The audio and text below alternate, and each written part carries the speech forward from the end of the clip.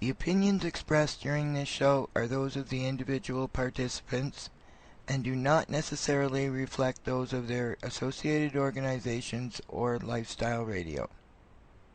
You're listening to Lifestyle Radio. Tug lightly on this bowl of mine. Well, my screen has seen some better times. Well, my buddy poked a hole, now my weed falls deep inside.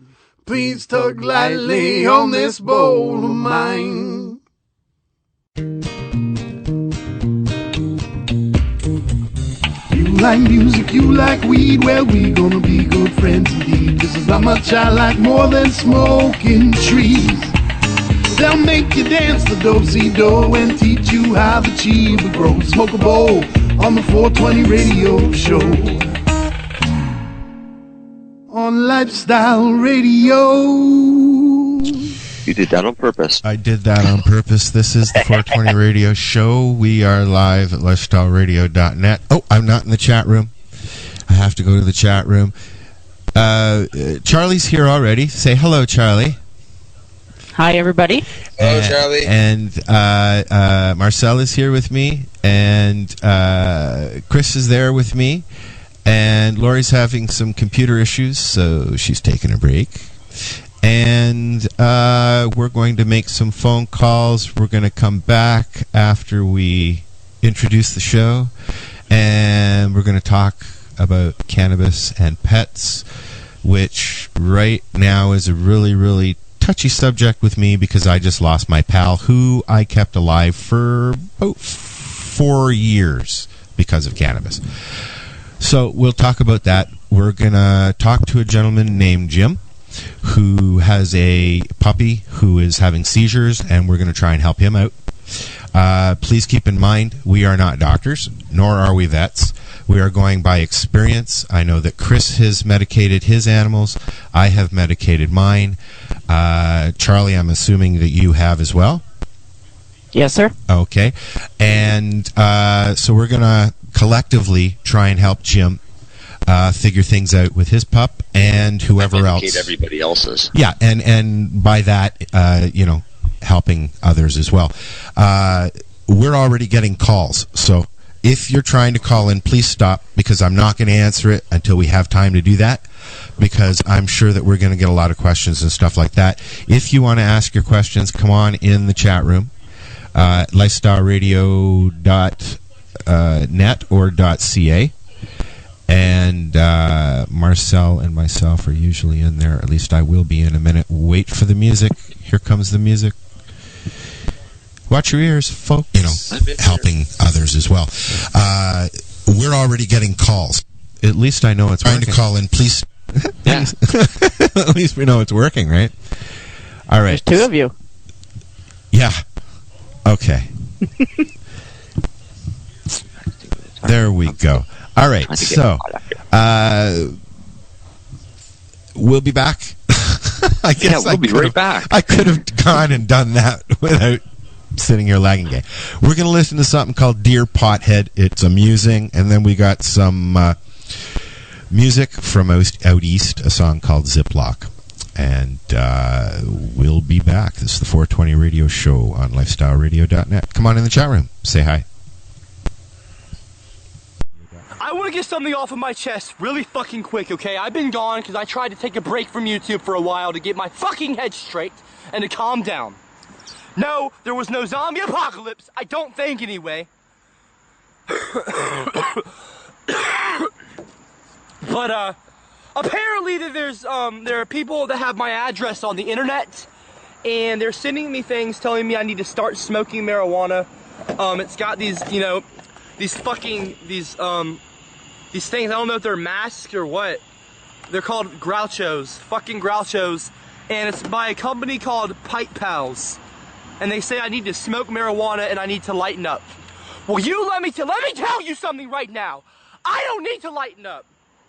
This isn't funny. This is not funny at all. You see this? This is what I think of your product, right here. You see this? I don't want any of your fucking pot. I don't put poison in my system, okay? I will never smoke marijuana. Marijuana is one of the leading causes of death in America. In fact, it could be one of the leading causes of death in the world. And if anyone argues with that, they're a fucking pathetic, sick pot smoker. You're climbing up the wrong fucking beanstalk. Let me tell you something right now, okay? I had a friend jump off of a house because he was high on marijuana. And that is the fucking... You don't mess around with shit that does that to you, okay? That is worse than meth. That's worse than heroin. That's worse than a lot of things. Like, at least they don't go jumping off of buildings. I would never do any drugs. But that's just fucking terrible, okay? Anyone that tries to legalize, like, marijuana, anyone that tries to say, oh, we gotta legalize this. Legalize pot! They're only mad because they're sick drug addicts and they need to go to a rehab facility. If anyone in your family is on pot, please try to have an intervention with them and get them to go to rehab. I convinced my friend to go to rehab for 2 months and he's fine now. You know, because of me. So you know what? I'm so sick of seeing everyone tell me, I see in my YouTube video comments, you need to smoke marijuana, you need to chill out, bro. Bro, you need to chill out, man. You need to chill and smoke some weed. Fuck off! I don't need to smoke shit. I'm perfectly fucking calm, okay? And no drug is gonna make me I'm not gonna let it change you. I'm not gonna let it change me. Because the second my friend smoked pot, he was never the same again. And it's all of your fault, too. It's the media. They've convinced people that pot is okay to smoke. It's not! It's like masturbation. It's not good. Anyway, I gotta go. I'm back anyway. I'm gonna be posting videos more often now. Because I'm done taking my break from YouTube. You know, because my therapist told me, and I have a new therapist, by the way. Not that any of you give a shit! They told me I needed to take like a break or so. But anyway, I'm back. I'm gonna be uploading videos weekly. And also, guess what? The rap video is coming. I'm gonna be filming my rap video on top of a mountain. So, and I've got someone to help me direct it and all that, and the lyrics are ready. So y'all motherfuckers better be ready! Alright. So, yeah. You guys can stop telling me to smoke pot. I'm perfectly fucking normal. Marijuana is a drug and it changes you, and it's not good, it's not natural. And anyone that argues with me is a stupid prick and they don't understand what they're talking about. Ginger, and proud of it! This is Bubbles from the trailer park, and they're playing some fucking excellent music on LifestyleRadio.ca. I hope I didn't sound too nervous there. Please hang up and try again.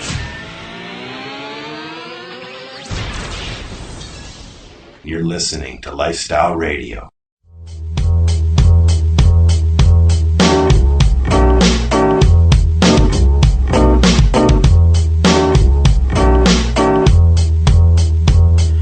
The game ziplock, so we keep it so fresh. So relax your mind and puff away the stress. Pop in the paper jam, let your mind be free. I do it like no other, man, I gotta be me. Yo, I drop a couple tracks, then I'm on to the next one. I'ma spark it up like this is my last blunt. I'm itching for the money, man, down to the bone. Stay crack on the mic, dope heads while roam. So, what you smoking on? I'm smoking something strong. Kush up in the blunt, hydro in the bone. Just to let you know we just getting started. Puffing on the smelly weed, man, it's like it's gone farted. Joint sound good, but I'ma say fuck it. If you ask why, I'ma go and use the bucket. Got the weed lined up, yeah, blunts in the row. Been smoking so much you would think I was Castro. So if I die today, then I live my life. Smoke a blow a nugget, gem a hot knife. But yeah, man, we smoking like no water. So I hit it, then I quit it, then I pass it to my brother. Got the game ziplock, so we keep it so fresh. So relax your mind and puff away the stress. Pop in the paper jam, let your mind be free. I do it like no other, man, I gotta be me. Got the game ziplock, so we keep it so fresh. So relax your mind and puff away the stress. Pop in the paper jam, let your mind be free. I do it like no other, man, I gotta be me. Speaker steady kicking like somebody died of in the trunk. Stepping out the hot box, smelling like a fucking skunk. Haze on my mind, got the munchies over time. for lunch. I roll it up and split it, mix it up, and then I have a blunt. I don't rap, I get high and talk.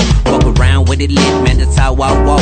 With a joint in my hand and a lighter and another and a pop in my pocket and a mask in the cupboard. Got the bong near the sink, just in case I need a drink. Numbers on speed dial in case I need a paper. My joints sort of shit, man, they coming out flavor. So hurry up, man, roll a blunt, let's get higher. Just bulk it up, man, don't you dare stim a lighter, cause I'm bulking up, don't ya? Weed smells good, uplifting aroma. Give me a minute, somebody got a lighter, can't break out the beast in my mind. It blocked, so we keep it so fresh, so relax your mind and puff away the stress. Pop in the taper jam, let your mind be free. I do it like no other, man, I gotta be me. Got the game ziplocked, so we keep it so fresh, so relax your mind and puff away the stress. Pop in the taper jam, let your mind be free. I do it like no other, man, I gotta be me. Button right now so that we don't echo and stuff like that. Hi, this is the 420 Radio Show. We're back. I'm here with Jim, Charlie, Chris, Marcel, and I'm Al. Hi, how are you? We're talking about pets and cannabis. I'm going to introduce Jim first because we're hoping that the guests that we have on the show will be able to help Jim with some suggestions on how to help his. It's a standard puppy or standard poodle, right, Jim? That is correct. He's a standard poodle. In fact, he just turned 2 years old. Beautiful dog. We also have a 5-year-old standard poodle, by the way.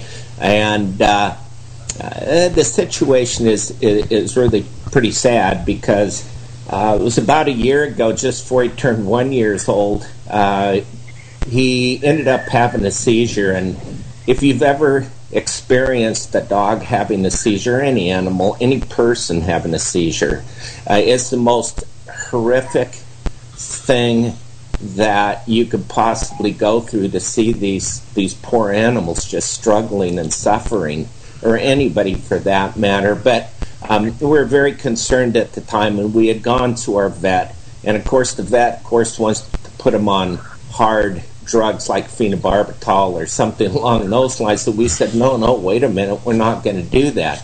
I have 27 years in the health and wellness industry, but I needed some alternatives to the heavy drugs out there, so I ended up going to a veterinarian that was into alternative medicine, and we started a process of elimination, basically seeing if we could change the food, giving them some herbs, things along those lines. Well, he had seizures about every 2 to 3 months, and things didn't seem to be working out real good for us. But he hadn't had a seizure since November, and this last Sunday, he walked downstairs. It was 11 o'clock in the morning. He went into this horrific seizure where he just flipped over backwards and was just totally out of it. And you have to understand, on a dog, it takes, when they come out of a seizure, you're looking at least an hour and a half to 2 hours before they ever get themselves back to their normal state again. And they're very confused, they're thirsty, they're hungry, they don't recognize you, nothing seems to be right. Well, with him, and by the way, his name is Baron, at 11 o'clock he had that seizure. 1:30, he ended up having another seizure, and then at 3:45 another seizure, and then at 4:30 another seizure, and at 6 o'clock another seizure. 5 seizures in one day, and they call that a cluster seizure. Well, my veterinary, just so you know, who's into alternatives, had mentioned, have you ever tried raw cannabis? And I had said, no, I'd never tried that.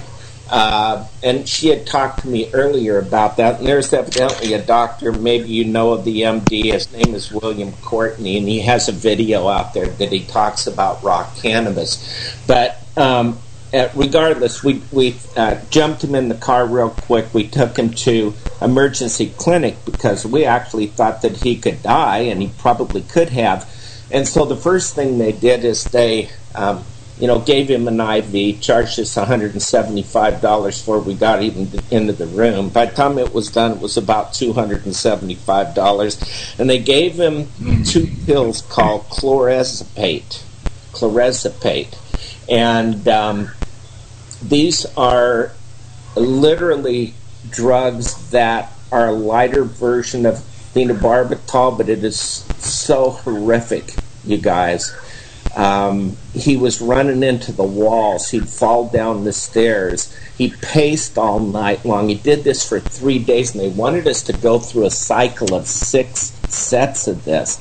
And I was thinking, oh my gosh, this is not only killing him, it's killing me. Obviously, I started getting on the internet the other day and started to research and do as much study as I could on the cannabis and the raw cannabis, and I happened to run across Al, which kindly came back and shared some insights and asked me to be on this show today. And obviously, my goal is to be able to provide something. I mean, the dog is so kind and so gentle, does not deserve to go through this, nor does anybody. But we would like a solution to that. Okay, Jim. Well, what he needs is high CBD. Yes, and I agree with that, and that is exactly what he needs. My understanding is the THC in the product is not good for animals, and maybe somebody can clear that up for me. No, it's not that it's not good for animals. It's not good. It's not that it's not good, yeah. It's just that it's not what's... No, it's just that it's not really what's necessary so much for seizures. They still need some. And children, in fact, are finding that they thought that they could do just plain CBD. That didn't work. Most of them need at least some THC mixed in there. But everybody's different. And some children only respond to the higher THC. You basically play with the ratios until you find one that works. So the baseline to start from for you is try to find a dispensary or somewhere that you can find a product you can purchase. If not, you may have to grow some and find a particular strain and make the oil yourself, because high CBD plants are not recreational. They are not what you're going to find on the street to be readily accessible. Not at all. And while you're talking, Charlie, why don't you explain who you are, and then we'll get to Ruth as well. All right. I run a 250 head sheep farm here in Ontario, Canada. I have farm dog, barn cats, house cats, llamas. We raise pigs, chickens. What else? Farm animals, anyway, for the most part. And 3 years ago, my cat was diagnosed with Squamous Cell Carcinoma by my veterinarian. So I'd watched Rick Simpson's video, and I decided I was going to try it on him. When I spoke to the vet about it on the phone the day previous, because I have a very good relationship with my vet, I can call and he diagnoses things over the phone for me, unlike most other people. But I do a volume business with him, right? So I kind of have some perks. Anyway, a week later, I took him to the vet after he'd diagnosed him, and I'd started him on the oil. And the tumor that was the size of a Canadian $2 coin, for those of you that are not in Canada, we call it a toonie, was now the size of a dime after 7 days on cannabis oil. Wow. Were you applying that topically or ingesting? I opened his mouth, I put the drop on the end of my finger, and I swiped it at the back of his throat on his tongue so that he sort of didn't have much choice but to swallow it. It's not as if he enjoyed the flavor of it, but I didn't care. It was a matter of life and death. Yes, he was a little wobbly and stoned for, about 4 days. But then again, cats sleep most of the time anyway. He just slept more. And I was trying to save his life, so I didn't really care if he was stoned. I was his nurse. I was there to care for him. So after, he wasn't even eating. Like, he had crawled away into a closet to die and was dehydrated. He was on the verge of death. The tumor in his mouth at the back of his throat, where his two jaws open, was in soft tissue. And my vet explained to me when I asked him why his eye was also bulging on that side, and he said that was the tumor that was just growing exponentially wherever there was room in cavities and pushing things out of the way as it grew. So when I was administering the first 3 days of the cannabis oil, and I noticed after day 3 that the eye bulging stopped, I took that as it was working to reduce the size of the tumor and forged forward. I was feeding him with a syringe, so I was force feeding him because he was totally off food. He was literally on the verge of death. Wow. And I brought him back from the brink. By about day 5, he finally started eating a little bit voluntarily, some cat treats we had here, and he started fighting me. When I was trying to feed him, he finally had the will, to try to fight me and say, "Stop stuffing this in my mouth." Mm-hmm. Yeah. And so I offered him a cat treat and said, "Fine, here, if you're going to eat yourself, then eat something," and he did. So I basically just bought those things by the bag. And that's what he lived on for, a month after that. When I took him back to the vet a week later, he just didn't know what to say. Veterinarians are taught that this substance is toxic. I swear it was eradicated from the pharmacopoeia, and they don't teach anything holistic except to the holistic vets now, which are all supposedly quacks, right? Right. But see, I did a little bit of research, so we can go on that a little bit further later. Right. Also, the reason why William Courtney's believes in THCA, which is raw cannabis, undecarbed, is because it does have similar actions to CBD, so it can be a viable alternative included. But I would just say, raw would help mixed in, but I wouldn't rely on it exclusively. I used to give Buster raw when I didn't have anything else, but mostly he got butter and tincture if I had it. And he did really well on it. He just he went from a lazy old fart to a little puppy again. It was actually quite amazing. Ruth is sitting there patiently. Yeah. So I wanted to give Ruth also a chance to tell her side of why she's here, and then we'll have a conversation and brainstorm about Jim and Baron. How's that? Okay. Yeah. Okay. Hi. I'm Ruth Wexler. I live in California. I'm an admin on the Cannabis for Pets, and like I said, I live in California, so it's a lot easier for me to relate to and converse about cannabis, as it were, because it's readily available. But one thing I wanted to interject in the beginning to Jim is, what can you define anything that changed in that time frame right before he had the cluster seizures, so that you can define whether it would be potentially a tumor or whether it could be vaccine related or something that he got into? No, actually. We haven't been able to. That's why we were going through kind of a process of elimination, because he had started out with just one seizure just before he turned one, and then it kind of progressed from there. And obviously they want to do MRIs and things like that with neurologists, but. And the thing that I noticed with him on this particular occasion is he was laying in the bed, and he just came screaming downstairs and just fell over and started kicking. And so there's never been any one particular pattern that has led me to believe that it's one thing or another that causes it. Yeah, well, I was just curious that there was something that had been introduced into his environment, like, carpet spray, or he just had a vaccine or something. But the treatment's going to remain the same, like Charlie was saying. And because it's neurological, any way, shape, or form, CBD from cannabis has been found to address those issues in that it reduces the neurological seizure activity in the brain,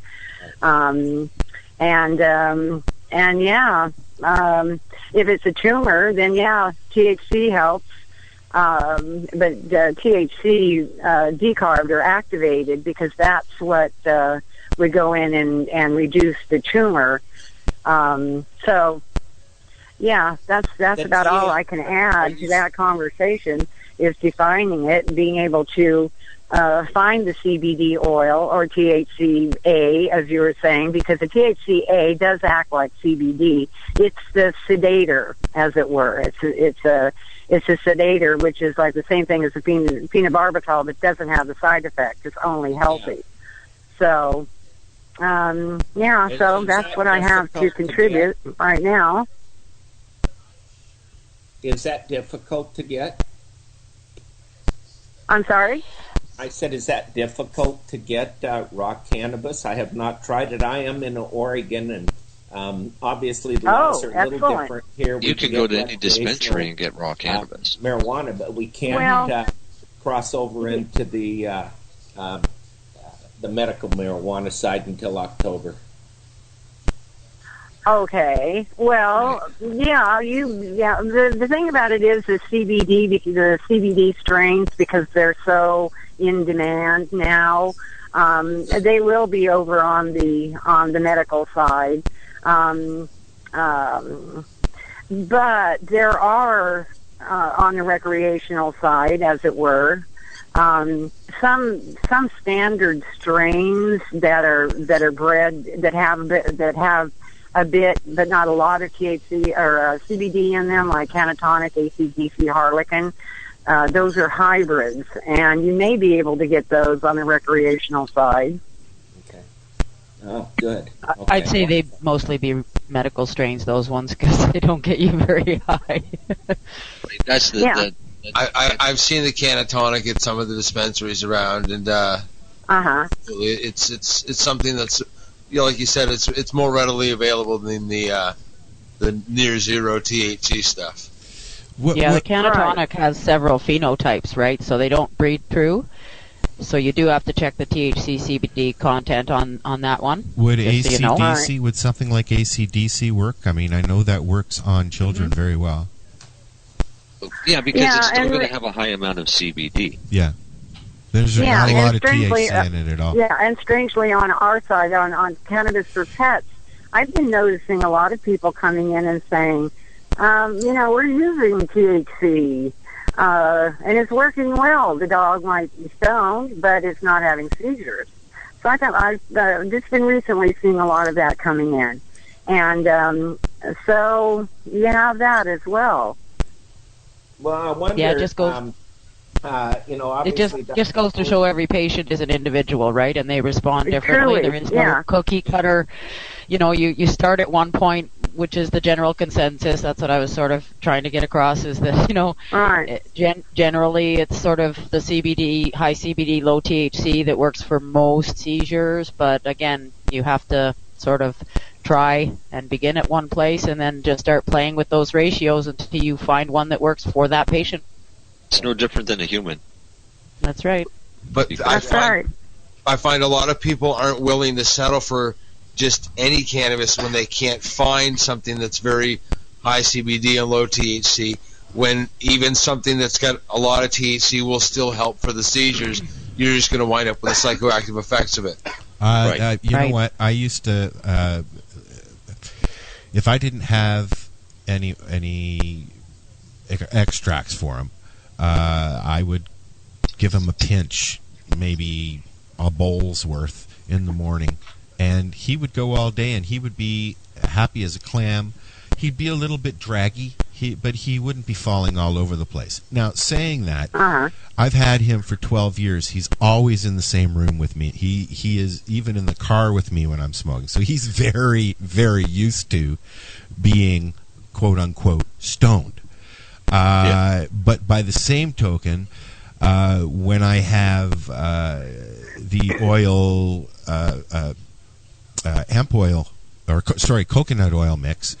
I was giving him whatever was left after I scooped out the capsule for myself. So he was getting a nice portion in the morning and then a nice portion in the evening. And again, he was out there running around in the snow like a puppy.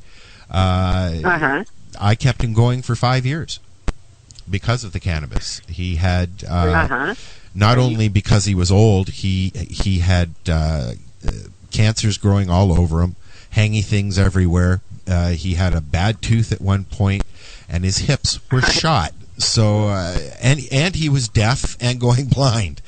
Now, but he didn't care. He didn't care as long as he was sitting beside me, wagging his tail. Which, by the way, he did till the day he died.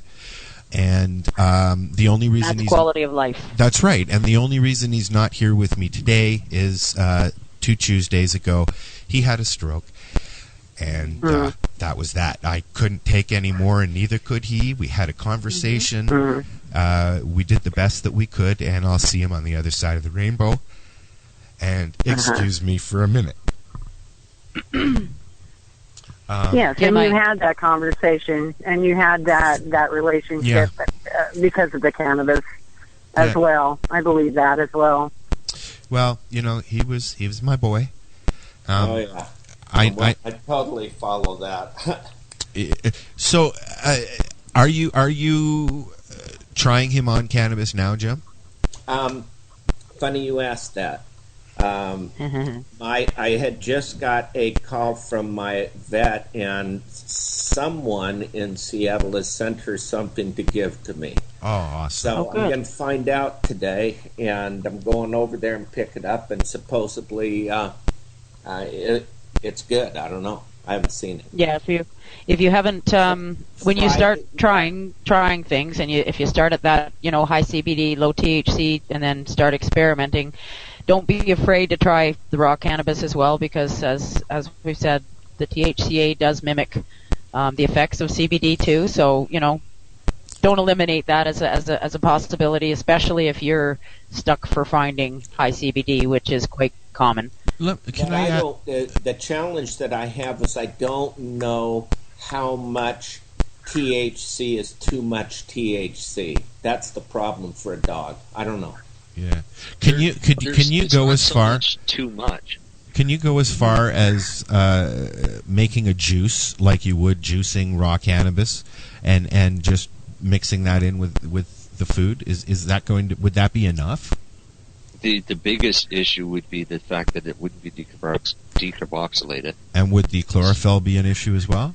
And chlorophyll could very likely become an issue very quickly. Okay.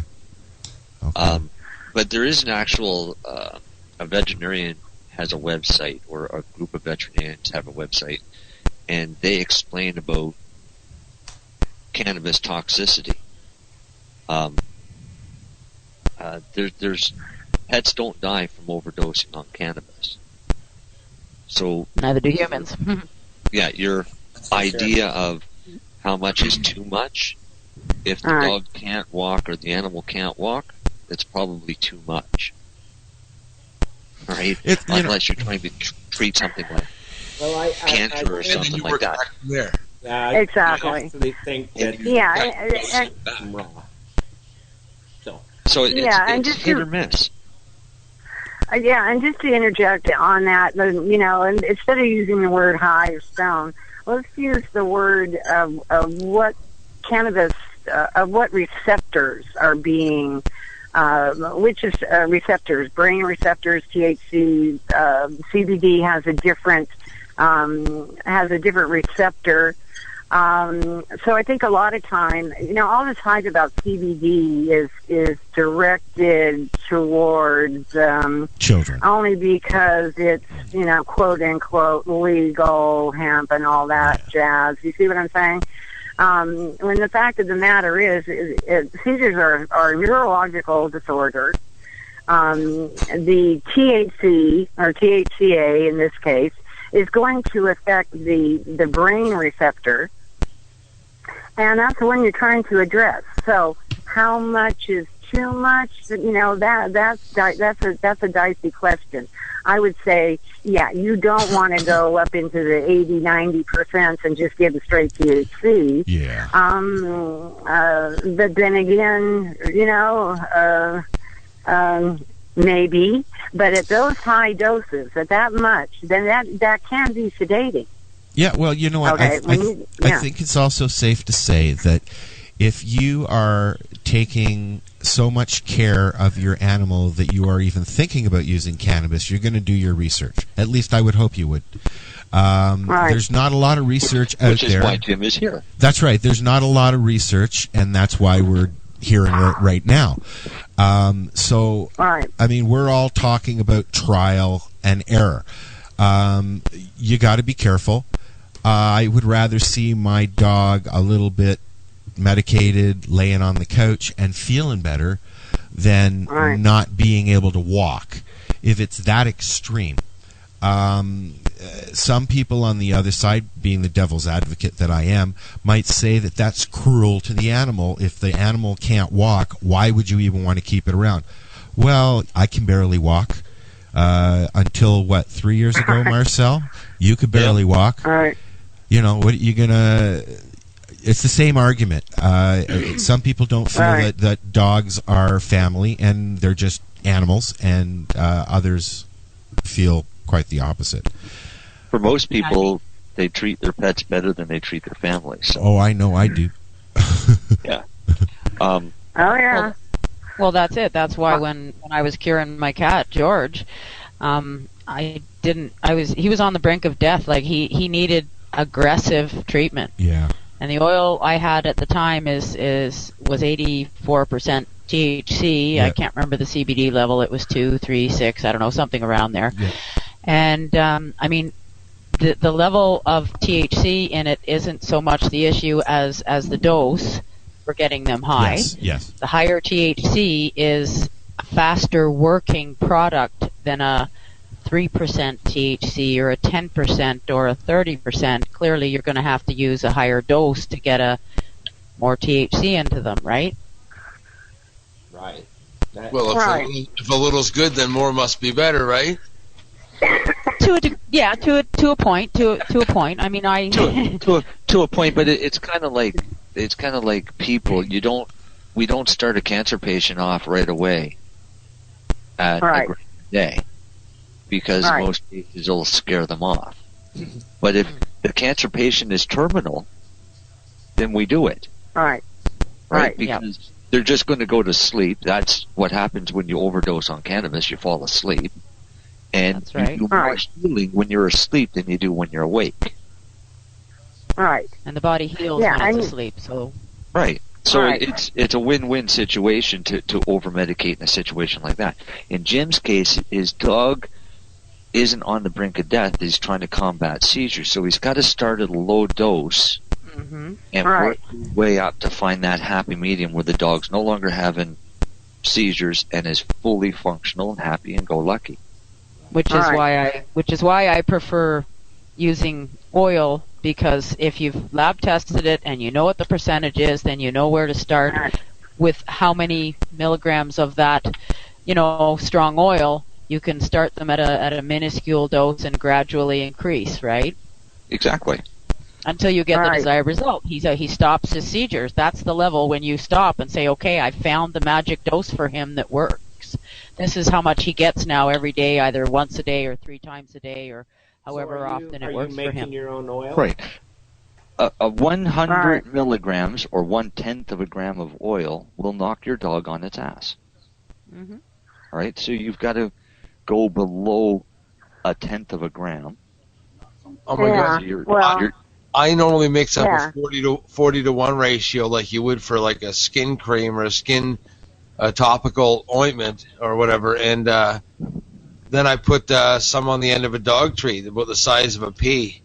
Mm-hmm. And my dog's 30 pounds, so I mean it doesn't take much, and if you've got it diluted enough, you've got some room to play with how much you're scooping. I mean, you just kind of it's easy to regulate. You just know. I would put about exactly. I would use about a half a tablespoon in the morning. And with adding the THC, if it is potentially a brain tumor, you're also addressing that.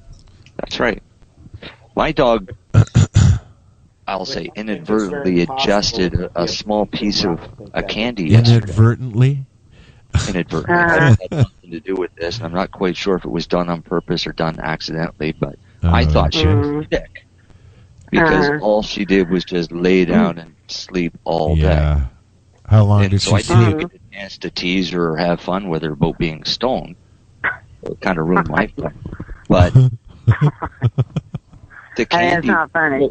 Okay. Just be sure it doesn't have xylitol in it. Okay, go ahead. Right, but this was a candy that has 100 milligrams, and it was only a piece of that candy. So very likely she only got maybe 10 or 15 milligrams. And it was enough to make a border collie be a nice, calm, relaxed lap dog all day. Which is not what border collies are like at all. Not at all. High energy dog, boy.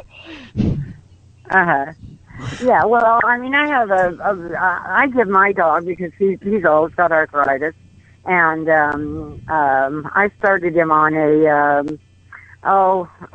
medium strain, pretty high THC, but it had a lot of CBD in it too. And so I give it to him at night to sleep. He comes looking for it.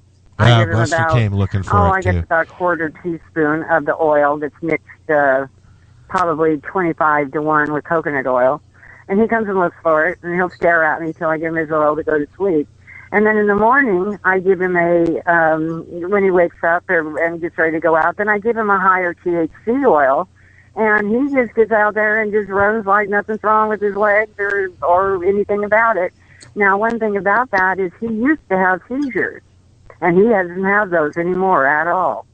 Wow. Okay, and I never could quite define what was causing those seizures, but it seemed to be stress-related. If there was, something going on in my environment that was really stressful, and he just couldn't keep up with it, then he would just lay down and go in and have a seizure. So there's that. I had another dog that hot days, and being excited would cause him to go into seizures. So he wasn't treated with cannabis. That was pre-cannabis. Actually, he was the reason why I got into cannabis, because he developed he had a lot of allergies, as it were. And so it kept going through the steroids and things that the vets give, and eventually developed a tumor on his spleen. And by the time I figured out what it was about the cannabis, he was in pretty bad shape, and so I let him go. And then 2 days later, found out about cannabis oil. So there you have it. But vet medicines I'm not for them at all about anything. Okay, because they create seizures, they create tumors, and that's what I was trying to get to. Was there anything different in his environment that would brought that on? So, do any of you have you ever heard of Flexidin? No. Flexeril. Flexidin. Flexeril. Was it me? No. Really? Well, anyways, it was a little bit of everything to help with his bones and his aches and pains and swelling and all that. And I can't remember, but it was $60 a bottle. I'm going to look at it now. What's that? I'm going to look at it now. I don't have an empty bottle around here anymore. I threw everything at. I'm looking at it. Me too. It's what the vet recommended. We tried, and I used it for about 6 months, and then I stopped. I couldn't afford it, so I just started giving him more cannabis, and it seemed to work better with the swelling and everything. So, exactly. I was just eyeballing it. I didn't know what I was doing. Because there's other things as well in the cannabis, other cannabinoids and terpenes and volatiles that they get as well. So. Well, luckily I had it is a whole body medicine. some friends who were able to get me that stuff to help him. So I mean, and that really. All right. So here's Flexidin. Yes. It's basically a supplement. Yes. It's a chewable tablet.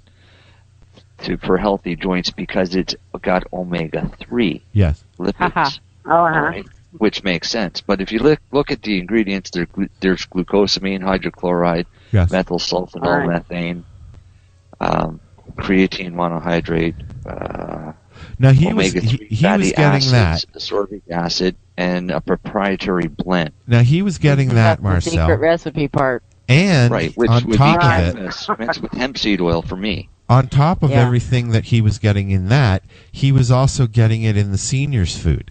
So I'm wondering if having the two might have overdosed him a little bit, because he got really. What was he getting in the seniors' food? Well, he was getting basically the same stuff that Marcel just said's in the Fluoxetine. Oh. Because he was on the Fluoxetine for a couple of years. Right? Yeah, that stuff's expensive. It is, yeah.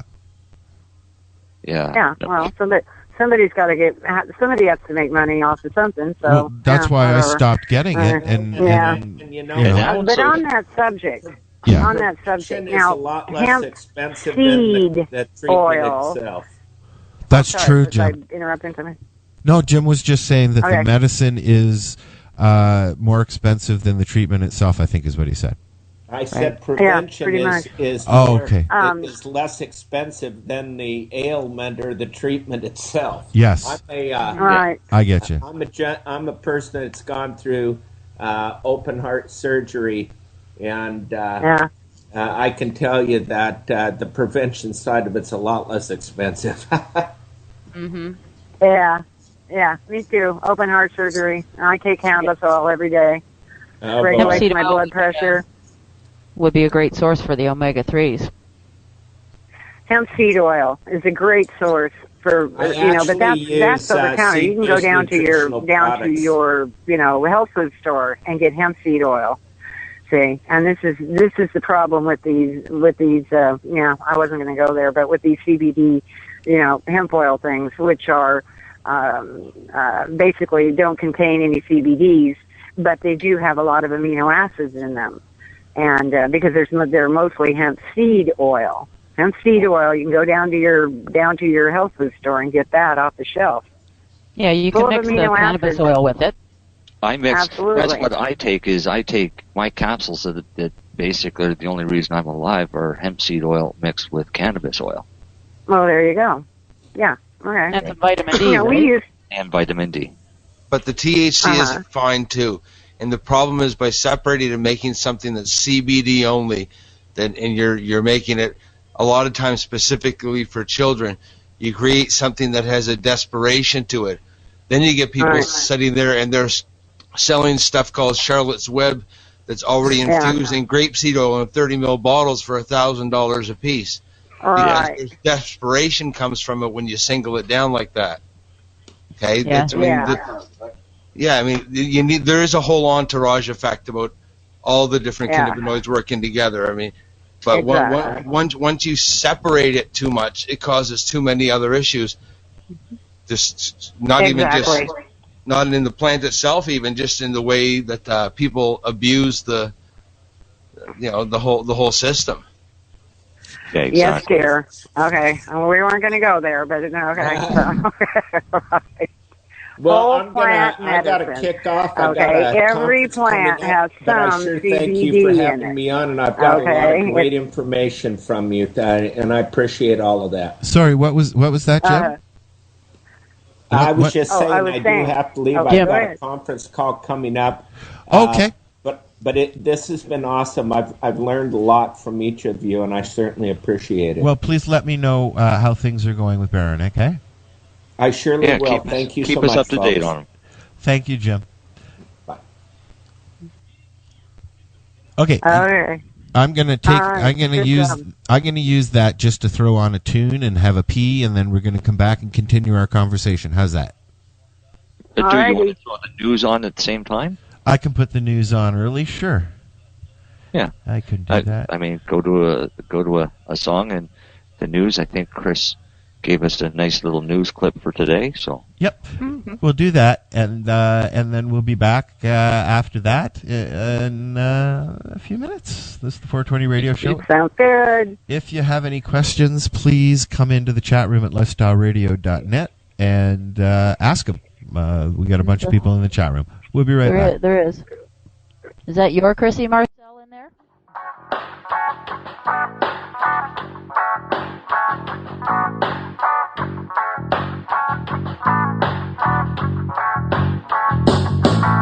I calls up buddy, hey yo, I need some more green again. QP and D's again, no seeds and keep the stem. I wanna get blazed like I was 14 again. Wait patiently, grab my bongs and start cleaning them. I anticipate, where's my cash, get it straight. Got a scale, check the weight, better be no fucking shake. Or have no funny taste, for my money's sake.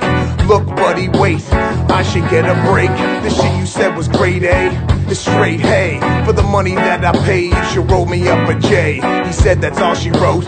We laughed and had a toke. He got his cash and hit the road. I got my stash, I'm good to go. You got some bud, buddy. I need some bud, buddy. I got some money. If you got bud, buddy, bud, buddy, bud, buddy. I need some bud, buddy. I got some money. If you got bud, buddy, bud, buddy. Since 300 BC, it's been used by all men. Marijuana is a cultural medicine. Don't you believe all the things that you hear? For ganja is coming, yes, Jah is coming. Times have changed from buying a dime at a time and trying to get high with 2 spliffs with 6 guys. Nowadays a joint barely gets me by, cause I'm smoking with Mary Jane on the daily. Usually pay my respects on time, but somehow it just seems to slip my mind. I need to see the man cause it's Friday night and I can't get my head straight, can't get my head straight. Call up buddy, telephone is ringing. I'm getting nervous, hear the fat lady singing. About to hang up, call it quits for the night. Then I hear, and I say, hey there guy, you got some bud, buddy. I need some bud, buddy. I got some money. If you got bud, buddy, bud, buddy, bud, buddy. I need some bud, buddy. I got some money. If you got bud, buddy, bud, buddy.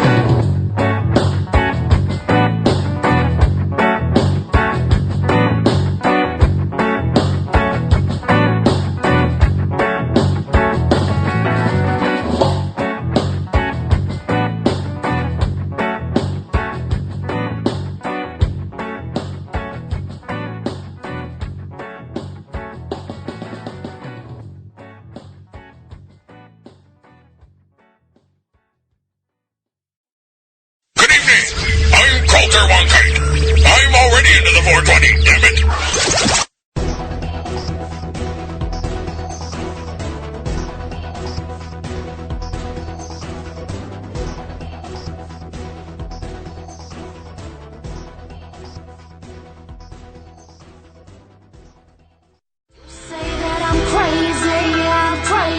Never seen a swag like that. Damn right I'm crazy, don't need saving. Never seen a swag so bad. Say I'm crazy, yeah I'm crazy. Never seen a swag like that. Yeah I'm crazy, crazy, crazy.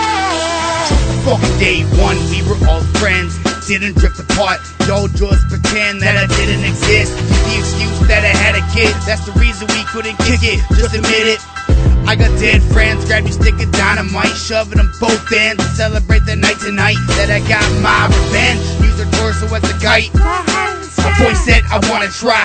Alright, drop the mic. Fuck no, mates ain't giving that up, alright. Closer to me, when I hear it, I'd rather be closer to HIV. No disrespect to Eazy-E. You dickhead just like a train wreck, unsupported pieces of shit that call yourself family. Then in real life, you get pissed on till you reach insanity. Racist cunt, you talking is blasphemy. You ain't doing damn for me. You say that I'm crazy, yeah I'm crazy. Never seen a swag like that. Damn right I'm crazy, don't need saving. Never seen a swag so bad. Say I'm crazy, yeah I'm crazy. Never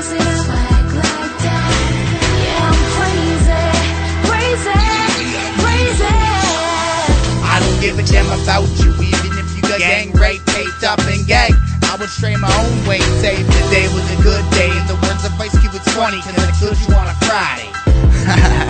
Today is my day, don't piss me off while I'm drunk on the highway. I got 2 lives in the backseat, and I don't give a fuck if they die head first right into the taxi. Better back the fuck up before you get your ass beat. This bitch will get a brain smashed like me for being sassy. Don't fucking test me, see will get messy. The blood of my bestie pouring on my testes. It's like a new lotion, so here reinforcing. I fucking seed up in you, then I eat the abortion. So you don't gotta go home and deal with all the fucking commotion. You say that I'm crazy, yeah, I'm crazy. Never see the flag like that.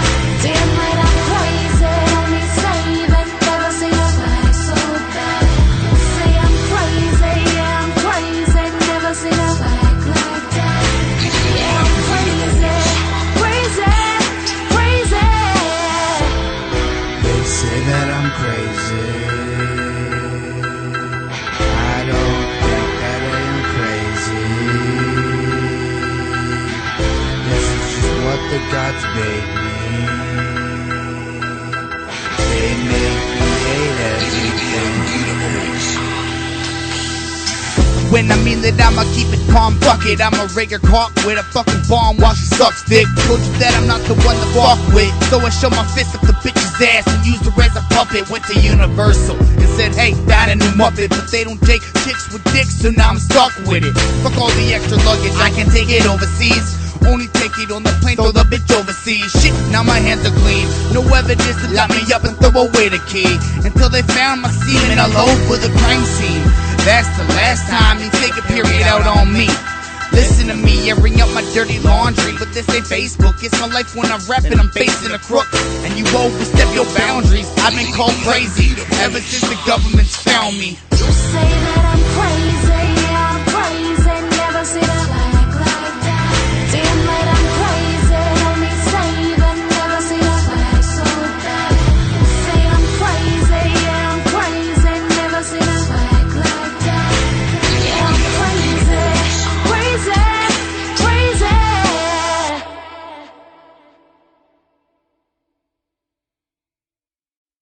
Good evening. I'm Coulter Wonkite. I'm already into the 420, damn it.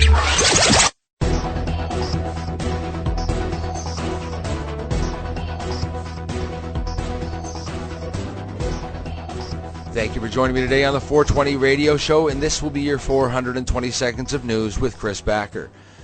Just out, there's a new film out called Wasted, a new treatment for cannabis addiction. According to CBC and David Suzuki, cannabis addiction is a growing concern for a couple of reasons. There may be more users than that of alcohol, and cannabis is now legal in 3 American states and has Canada's Liberal government plans to legalize and regulate it. And the level of THC, the active ingredient in cannabis, is now apparently so high, experts worry that cannabis smoking will have worse consequences in the future, especially for young people whose brains are still developing. Cannabis smokers who start in their teens and now smoke daily have a 25 to 50% chance of developing addiction, is what they say, and we all know that that's a lie. Now a popular dietary supplement is being investigated for its ability to curb cannabis addiction. It's called NAC, N-acetylcysteine. Mike Pond and Maureen Palmer discovered it while making their film Wasted, wherein Maureen explains how it works. Acetylcysteine is a medication used to treat acetaminophen overdoses and to loosen thick mucus such as that found in cystic fibrosis or COPD, chronic obstructive pulmonary disease. It is available by IV, by mouth, or it can be inhaled as a mist. The most commonly reported adverse effects for the IV formulations of acetylcysteine are rash, urticaria, and pruritus. Up to 18% of patients have been reported to experience anaphylaxis reactions, which are defined as rash, hypotension, wheezing, and or shortness of breath. Although acetylcysteine prevents liver damage when taken before alcohol, when taken 4 hours after alcohol, it actually made the liver damage worse in a dose-dependent fashion. Antioxidants have also been linked to lung cancer. Last year, a team of scientists from the University of Gothenburg, Sweden, reported the 2 antioxidants, vitamin E and acetylcysteine, sped up the progression of lung cancer. The results were published in this journal called Science Translation Medicine. To tie in with that is currently there's the conservative Canadian tour of lies that's crossing our great country. And what that is as the federal government ponders how to carry out a promise to legalize cannabis, this arm's-length agency that studies addiction is embarking on a 4-city tour to spread warnings about the effects of the drug on young people. The Canadian Center on Substance Abuse opens the tour in Halifax last Friday with a panel of 3 experts who contributed to a report released in June that addressed the issue of cannabis use in adolescents. If more of us had known that it was coming up, more of us would have gone. Hopefully you guys all go out to the ones that are coming to your cities. I'll tell you in a sec. Dr. Amy Porath-Waller, the Center's Director of Research and Policy, said the aim of the tour is to start a conversation on how to protect those under 25, regardless of which direction the government decides to take with the drug. Porath-Waller said research indicates the risks are greater for young people who use cannabis because their brains are still in development. We know that it impairs cognitive functioning. Bullshit. And there are areas of the brain that are involved in thinking, paying attention, memory, and decision-making that are impacted by the use of this drug, she said, and it goes away once you're finished smoking it. And while there are gaps in the research, Porath-Waller said that there is evidence emerging trends such as the risk of addiction. Porath-Waller said there will be an effort to deconstruct myths around the drug, such as the belief by some that it cures cancer or improves their performance in school. We have found that there are a lot of misconceptions out there amongst youth, she said, and the future panel discussions are scheduled for February 3rd in Toronto, February 12th in Vancouver, and February 22nd in Ottawa. This event has been brought to you by your friends at the Canadian Centre on Substance Abuse, and at the CCSA website, they confirm that their board includes the Federal Deputy Ministers of Health and Public Safety, law enforcement, doctors, lawyers, public service personnel, correction services, and a public affairs specialist adept at advancing governmental policy priorities. Hardly arm's length from their funding source to ensure non-biased research, I'd have to say. The Conservative report on cannabis that the 3 major physician associations in Canada refused to endorse last year is full of CCSA garbage. The NDP and Liberals got to write their response to this report, and this is one of the recommendations Hetty Fry, the Liberal, submitted. Recommendation number 2. The Government of Canada work with relevant stakeholders and experts to develop a campaign to raise public awareness and knowledge of the risks and harms associated with cannabis use. Some witnesses stated that health risks attributed to cannabis use range from cognitive impairment, brain development, respiratory effects, mental health problems, motor vehicle accidents, and cardiovascular disease. Specifically, it impairs decision-making abilities, reaction time, and memory. Yet this effect was higher in infrequent users than chronic users. Yet many other witnesses noted that there was no direct causality between chronic marijuana use and long-term cognitive deficits. Indeed, there was a comprehensive meta-analysis at the University of BC that showed no substantial systemic effect of long-term cannabis use and neurocognitive function. Some witnesses suggest there were long-term effects of cannabis toxicity on the lungs associated with lung cancer, yet others suggest that the research in this area is unclear and more studies are necessary. Some witnesses linked cannabis to impairment of cognitive and psychomotor skills that could lead to driver impairment, yet others suggest that many of the traffic fatalities related to cannabis use include multi-drug use or cannabis use in combination with alcohol. Some researchers point out that in youth, however, MRIs and brain activity studies showed that the developing prefrontal cortex in youth could make them more sensitive to the neurotoxic effects of cannabis. Other researchers warned that other factors could contribute to the intellectual attainment, such as socioeconomic status, social stress, and personality characteristics. In summary, there was contradictory evidence about the benefits and harms of cannabis. Some researchers say that cannabis increases anxiety and psychosis. Others point to the antipsychotic effects of cannabidiol, CBD, and cannabidiol, as in CBG. Some report evidence of panic attacks and increased depression, and others give evidence of the anti-anxiety effects, especially in chronic pain conditions such as MS, HIV and AIDS, and PTSD disorders. In fact, Veterans Affairs Canada pays for the cost of medicinal cannabis for PTSD patients. Much of the contradictory testimony was not included in the majority report, yet the vast majority of witnesses pointed to inconclusive evidence, so far often direct harms and risks, and to the need for research on benefits of cannabis. The relationship between cannabis use and long-term brain development and intellectual attainment in youth means that nobody knows what's going on except for the people that are using it and getting better. There are your studies. Breaking news, Goodweeds Lounge in Toronto was raided yesterday by police. Goodweeds Lounge at 940 Danforth Avenue in Toronto was raided by the police after opening just 4 weeks ago. Operators Aaron Goodwin and Chris Goodwin, who were apparently supposed to be guests on this show today, have reportedly been taken into custody at the 54 Division Station.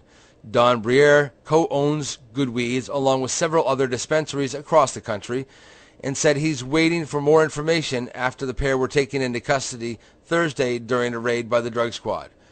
We've got people looking into getting them out with a lawyer as soon as possible, Briere was quoted as saying yesterday. He said he's not sure why the shop was targeted by the authorities, who have previously taken a hands-off approach to the city's dispensaries, saying they don't have the resources to police all cannabis activity. It usually only takes one complaint, Briere said. You could have hundreds of police officers walking by, but as soon as they get a complaint with, "Hi, my name is blah, and my phone number is blah, and I'm filing a complaint because I'm a blah," then they have to act upon it. On Facebook, Jamie McConnell posted that he was at Goodweeds when a dozen police officers entered the shop, placing handcuffs on himself, the Goodwins, and 3 others. McConnell said that all customers were questioned and released, and he was also let go when authorities were told he didn't work there. Briere said the business had its windows papered over by the police, who've also disabled the store's live camera feed. To his knowledge, the store has no hidden camera backup monitor to monitor what the authorities are doing in the shop. We thought that cannabis drug war was over, but apparently they want to continue wasting our money while our children are being attacked by pedophiles and violent people out there, said Briere. We are the selectively assaulted and terrorizing and holding these people in double maximum isolation compounds for cannabis. This is bullshit. Briere said operations like Goodweeds provide a service to patients that need cannabis to live. Where are the sick people supposed to go to smoke their stuff? In school grounds, in parks, out in the street? We gave them a safe alternative to consume their cannabis, he said. Briere said he was surprised the raid took place and doesn't know if this signals a shift in the attitude from the city's police. What's the matter with these guys? The police are telling us they want to raid us. I wonder why. We'd like to answer that, Briere said. We voted in a government in October of last year that stated completely and totally that we were moving towards legalization. It's criminal misuse of public resources. McConnell said the bail hearing for those arrested is set for today at the Old City Hall. We will keep you updated once we know more. And last but not least, happening is the Cannabis Virtual Health Summit. Is happening this weekend, a free online event featuring 20-plus top doctors, scientists, and leaders. They will be covering topics such as cancer and cannabis, PTSD and cannabis, pain and cannabis, the truth about CBD, cannabis for pets, better dosing strategies, healthier consumption methods, and understanding the endocannabinoid system. To check it out yourself, go to www.cannabishealthsummit.com. And this has been Chris Backer with your way longer than 420 seconds of news. Take care. Peace, love, and hippie shit. So what are you doing?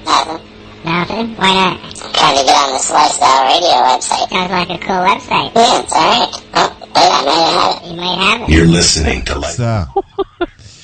Yeah, that was it here. That was Chris. Thank you, Chris. Take a bow. Hit the button there, Marcel. Come on. Yeah, he's asleep at the switch. Marcel always runs away when he knows we're coming back from a commercial. This is the 420 Radio Show. We are live with people in the chat room. We're talking about cannabis and our furry pals. I've always heard, maybe you ladies can elaborate, I've always heard that canines and cannabis are one thing, but when it comes to cats and pets, or cannabis, sorry, it's a little different. You have to be a little bit more careful. Is that true? False? Fiction? It's different. It's different. They react differently Charlie to it. knows about that more than me. Yeah, go ahead. Dogs on one side tend to get, what is it, Ruth? What's the word I'm looking for when they piddle themselves? Cats are incontinence. There's the word. Dogs can get a little incontinent when they're overdosed a bit, whereas cats don't seem to have that issue. Because actually cats, if you research them, they normally sleep 16 hours a day anyway.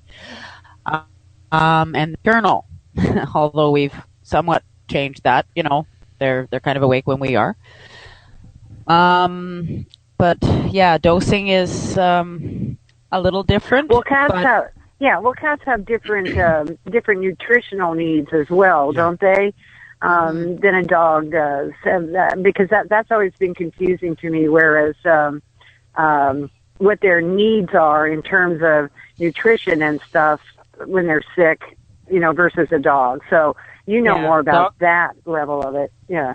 Dogs can eat. They're carnivores to a point, like 90% carnivore, but they can eat 10% vegetable. Whereas cats are obligate carnivores. So their diet is really meant to be 100% meat. 10% of that is meant to be bone. And the other 10%, so it's really 80% meat, 10% bone, and 10% offal, meaning, organ meat, skin, junk, garbage, throwaway stuff that we don't often eat. But basically because they eat the whole animal. Like when they kill a mouse or kill a bird, they eat everything but the feathers on a bird. Mouse, they eat them head, tail, skin, everything. Kill a mockingbird? Do cats eat grass when they're sick? Do they go outside and eat grass? Do they eat herbs? Because I know cats will eat the bottom leaves off cannabis plants. Cats will eat greenery or grass when they feel sick to their stomach because they want to puke. They want to throw up. So if they have indigestible bones that they can't quite digest, then they'll purposely go out, eat some grass, get rid of the bones. Okay. Because I was just flashing on that. I come from the standpoint that all animals eat grass or eat herbs or whatever, because cats will go over and snatch the leaves on the bottom of a cannabis plant and go off and chew them. So I would almost say that that's medicinal dosing, because as a general rule, cats can't really digest green matter at all. Like they have a zero tolerance for it as a general rule. So they only purposefully go out and eat grass when they know they need to throw up. I've fed leaf to just about every animal that I can think of, from rats to lizards to birds. I mean, my dogs won't touch the stuff, but that's why when I mix it with some coconut oil and I just dip the little treat in it, they take it. But other than that, like, they all eat leaf and they love it. Right. Yeah, you didn't mention cat. I don't have a cat. So. There you go. That's what I mean. Cats are they're called obligate carnivores. Yeah. And that means that they require meat all the time and only meat. They can't digest green matter like vegetable matter. Their system is strictly meat based. Why they can't digest it? They will throw it up. So then, how does that go to what the question was about dosing a cat? How do they get away with eating catnip? Even that's green. They don't eat it. They just rub on it. Yeah, they don't really eat very much of it really at all. It's usually fairly crumbled, and they more sniff it and lick it a little bit. They want the oil. Yeah, I think because that's catnip's actually a mint. Catnip is not cannabis. Catnip is a mint. No, I know that. That's right. Yeah. Yeah, they purposely go out and get themselves high because we once, my husband was picking long grass outside the horse pasture, and feeding it over the fence to the horses. And he came in the house, and the one cat, my God, he was making love to his knee. Oh, yeah. I said, where the hell were you? Does it really affect them that way, or is that just, rumors? He was rubbing on, I guess, cannabis plants on, not cannabis, but catnip plants on his legs in amongst the grass, because it grows wild around here. It grows wild everywhere. Okay. And I asked him, I said, where the heck were you? Because, and he said, I think there was some catnip plants out in the grass that I was feeding the horses and stuff. And I said, well, that explains it. I said, now you're obligated to go out and pick some of them and give them to him, because clearly he wants it. No, but does it does it give them? Well, it is in the mint family, and when you drink mint tea, it's a brain stimulant. It's a stimulant per se. But go ahead. So it gives you a euphoric effect, one couldn't care less about catnip, and the other one just loves it. Really? And my dog won't eat the leaves, but what I've had to do is lock her out of my garden during flowering because she likes to lick the buds. Me too. So. Yeah, well, I have some friends that are growers, and they have to put a little fence up around the plants, because the cannabis plants, because the cats will go over and eat the leaves. As far as they'll climb up a little bit and get the fresher ones, but they like the little ones at the bottom that are kind of dried out. And they'll just take them and they'll just munch on them, and all done. It's all good, medicated. Go about their business. Mm-hmm. Whatever works. Whatever works. Yeah. But a sick animal, a sick cat, then, and so the question was, well, then how do you get the cannabis in them, and how do you dose them on something that they don't necessarily want? In their food. That's how I found the easiest way to give it to Buster. Cookies. I would. He's always liked warm food. That's warm, a dog, right? Yeah, Buster was a large. But for a cat's got to be totally different. Yep. So a good totally thing. Okay. Dogs will eat anything. They're garbage. True enough. Right. But you could still put it in their food, couldn't you? Pardon me? Use the sardine. Yeah. You still get there's still cat Mm-hmm. treats, right? You can just put some on a cat treat too if you're just gonna but then I'm talking about oils, of course. Then. Yeah. Go ahead. I just dosed using the oil myself, because it's difficult with cats. They're hardwired to desire the flavor and smells and aromas of high protein meat food, period. Okay. So they're not as likely to eat, something vegetable or something with something new on it, or mix something new in their feed. They're called finicky and fussy for a reason, and that's why I've been doing a lot of research recently on nutrition. So to find out more about, So what you they just really put it need. directly. You just put it directly in the cat's mouth, right? Well, the way that a cat's tongue is designed, they have a built-in comb on their tongue, and those combs face backwards. So whatever goes in their mouth is meant to go down, right? Sort of like a snake, the same thing, right? It sort of washes it down into the back. So I just rubbed it on the very back of his tongue, and my finger was swiped on his comb on his tongue, and my finger was totally clean. And you know how sticky it is and how hard it is to get off your finger, yet my finger came out perfectly clean. Right. Because of the comb on his tongue, right? Right. Pardon me? You had a whole bunch of scrapers there to scrape it off your finger. Right. Well, that's right, because his tongue has got combs on it. I mean, a dog is much easier to dose because you can hide it in any manner of food stuffs, and they're just garbage cans, kind of, like they're just so happy to take any food you offer them. It must be good, even if they don't really like it. I've known dogs that'll eat strawberries, bits of carrots, not because they so much desire them, but because mommy and daddy had it. Yeah, it's because it becomes a treat. Yeah. Right. Yeah. Well, and okay, so when you're talking about that oil mixed with another oil, coconut oil, is not so appealing to a cat. But to a dog, that's just more volume. That's just more undesirable volume to try to get down his throat. Is the problem with increasing it like that by diluting it, right? Either way, whatever you try to stuff down a cat's throat is going to be undesired. Yeah, well, that's where I was going with that, was to say that when you are using oil, though, that is diluted, put it on their paw. They're going to lick it off. Okay? True enough, That's just one suggestion. Now, one thing dog, cat, not necessarily. Some cats maybe, but no, not always. one thing that we haven't brought up yet is my cat Rusty. For his 16 years, he was always chewing on my stems, and Buster liked to do the same thing. So, I mean, and you do get, I know you don't get much out of it, but, I mean, you do get some CBDs out of the stems.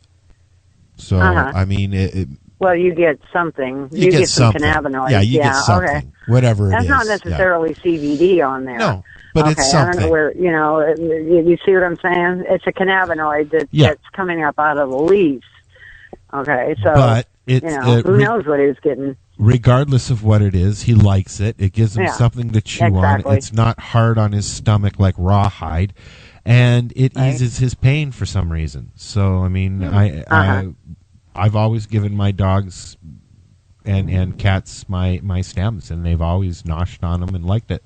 Do you do that, Marcel? Pardon me? Do you give your dog stems, right? Stalks. He didn't want to say his name, did Stalks. you, Al? You just didn't want to say that name, no, did you? You know what? I was thinking I was going to say my penis. You're going to call her my penis, I was going to call her my penis, yes. Because Marcel and I have a running joke about that, you see. So, because, my penis is great after I give my penis a bath, take her out and show the neighbors. Yeah. Yeah. For about the first 6 months we were doing that. Say that again. Pieces of the stalks when I'm out in the garden. Okay, yeah, so... Right. But then again, you also have to watch the chlorophyll that way as well, right? Yeah, but with the stalks, I'm not so much worried about it. It's become more of a game for us where we play fetch with the stalks. Well, hey, they chew on trees. Well, that's why I play fetch with a stalk. She chews on the stalk. Yeah. Yeah. Why would you be careful with the chlorophyll? Chlorophyll's That's not an ongoing necessarily question as well. I mean, for a dog, it's quite fine because they'll eat grass and things. Right. Okay. Normally, chlorophyll will cause people to puke and get diarrhea. Or the other end. Either one with the dog. Okay. Okay. I keep her away from that. And it's kind of like people are always upset that, oh my God, my dog got into my stash and ate some. Yeah, you don't have to be upset. Or the dog ate my cookies or my brownies. Well, I'm more concerned about what the ingredients were in the baked goods that the dog ate because chocolate's toxic to dogs. Yeah. Right. And yes, it is. People make chocolate-infused food, so don't give your dog a brownie and think that you're medicating it. Yeah. Because you're actually doing more damage than good by doing that. Good idea. Yeah, right. Chocolate. Yes. Or, I once, my dogs got into some medicated pizza, which I didn't know that it was medicated. And it was really tasty, and so I gave it to them. I didn't know it was medicated. And the next thing I look down, and the dogs aren't waking up, and I go, what the hell? So, that was back in the day. And, took him to the vet, and he said, well, have they had any cannabis? Well, I'm in California, so it wasn't that bad. But I said, well, yeah. He says, well, the cannabis isn't the issue as much as it is the cheese and the tomatoes that they've ingested, which I thought was very interesting. And so, anyway, they were fine the next day, so it's all good. Your pet won't die. And the other issue that we have with people with pets, especially in the recreational use where they're doing it illegally to begin with. If their dog gets into it and they panic and take the dog to the vet, they're reluctant to tell the vet that it was cannabis. Right. Symptoms. Yeah, we get that come up on the site quite often, and and so like they say, the only thing. Depending on it, dogs have eaten like a 2 or 3 mil syringe of concentrated cannabis oil, and they were fine. They slept for 3 days, but they were fine. You just got to keep them hydrated. Right. Give them cookies, cookies and cartoons, and just like you do for your kid if they get too much. So. Exactly, because there really is no lethal dose, shall we say, of cannabis. And people go, well, okay, but high THC can cause them to, their heart rates can go up and, you know, and they die of heart attacks. Well, no, hasn't not happened really. yet. Not, yeah. You know, the research says that the only way you're going to die from over-ingestion of cannabis, per se, is if, you know, 2 tons of it fall on you or something like that. But, no, okay. That's right. So, yeah. An average 150-pound human would have to consume 1,500 pounds in 15 minutes. Oh, that'd be fun to try. Good luck with wouldn't that. it? That'd be fun to try. So. yeah, I know a few people that'd love to try. Let's. You know, and it isn't funny when people, you know, really realize their cat's been ingested and they don't know that. And unfortunately, most vet advice, you know, is, oh yeah, you know, they're going to die from the cannabis, so bring them in. You know, I mean, that is still out there. Vets are very uninformed about it all. So anyway, there's that. You know, when here's they'll be fine. They just need to sleep. Okay, here's from a veterinarian's website. Yeah. If your dog gets too much, definitely if you're taking it to the vet, tell the vet what it had, because if not, it could be very expensive to you for tests and medications that aren't needed. Yeah. Right. Under treatment, what they have listed is the goal of treatment is to nurse the pet and prevent anxiety until the period of intoxication is complete. Blow some pepper in its face. Noise and other sensory stimuli should be minimized. I'm joking, Some pets require sedatives or injections of fluids. They don't really get them to drink. You know, if a large quantity of cannabis in the pet's stomach, the vet may induce vomiting. Yeah. And that would be more if you had a pound bag and your dog ate it. Mm-hmm. It's a good idea to get that out, because you've got to remember that cannabis is extremely fibrous, and those fibers are very sharp. It's also expensive, and you want it back.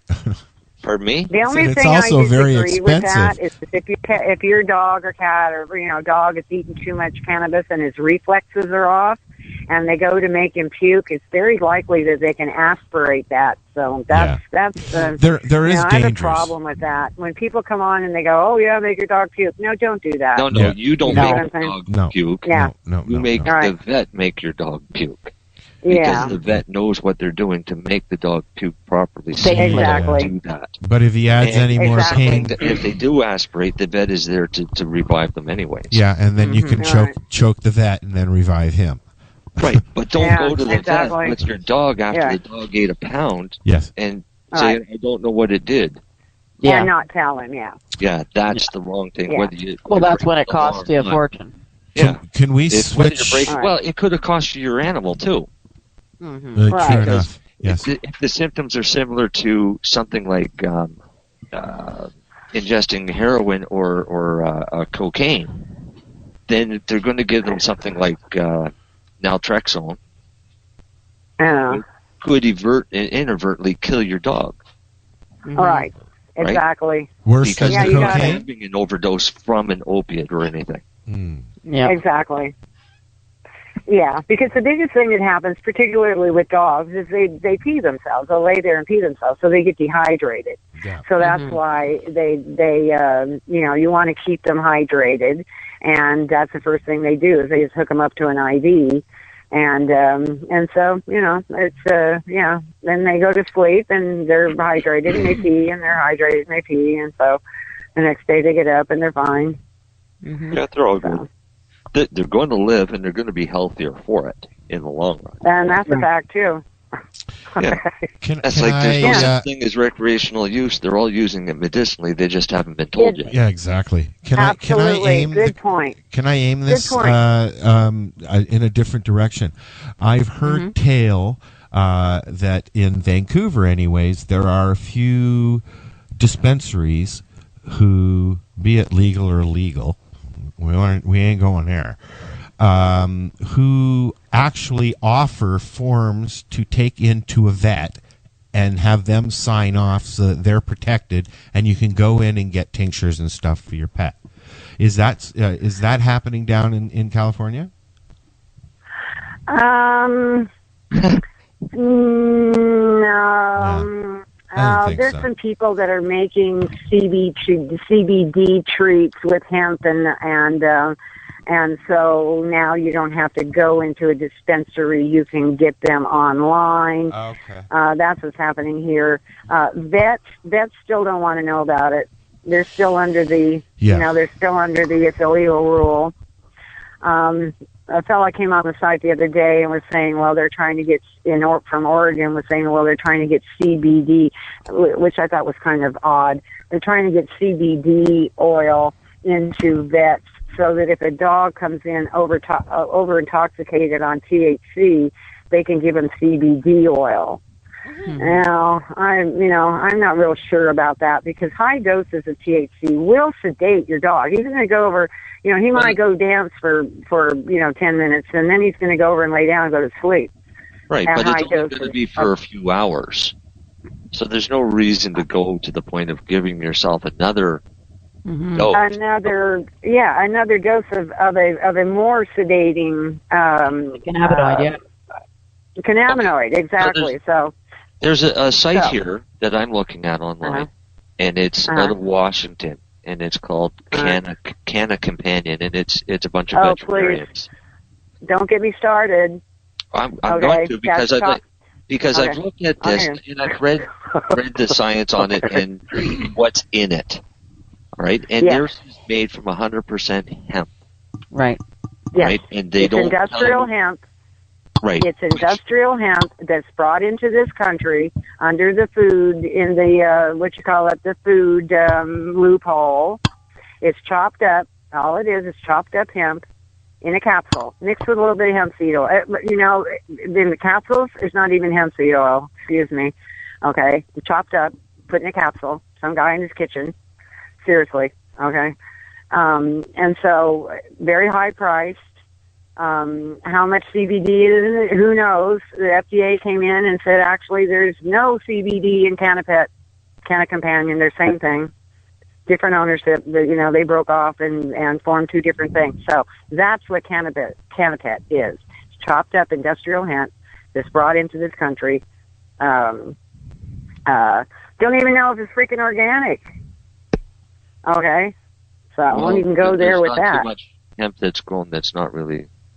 There's nothing really organic anymore, unless it's being grown in a greenhouse organically, because pollution in the rain is turned everything not organic anymore.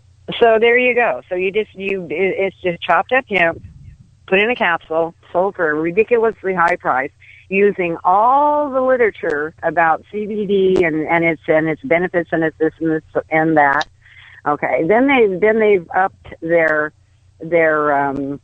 ante, which is after you've used this price, then after you've used this product, then you can sign up for the super duper dose, which I think that they then add hemp seed oil to it.